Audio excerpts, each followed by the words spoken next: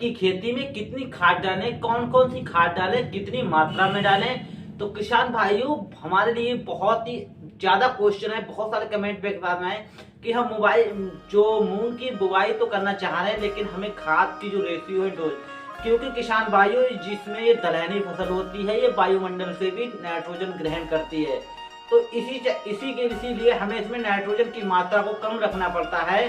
अगर आप मूंग की खेती कर रहे हैं, मूंग के किसान हैं, क्योंकि मूंग की खेती में आपको काफी फायदा होता है बहुत कम दिनों में, और मूंग की खेती करने से फायदा हो जाते हैं, हमारी जो भूमि होती है उसकी उपजाऊ क्षमता बढ़ जाती है, बहुत सारे रोग भी खत्म हो जाते हैं। तो जी हाँ किसान भाइयों, अगर आप मूंग की खेती करना चाह रहे हैं तो आपको मूंग में जो एनपीके, आपको नाइट्रोजन कितना देना है, फास्फोरस कितना देना है, पोटाश कितना देना है। तो जी हाँ किसान भाइयों, आप इसमें नाइट्रोजन की मात्रा कम रखेंगे क्योंकि ये वायुमंडल से ग्रहण करता है। तो आप 15 से 20 किलोग्राम नाइट्रोजन की मात्रा ले लें।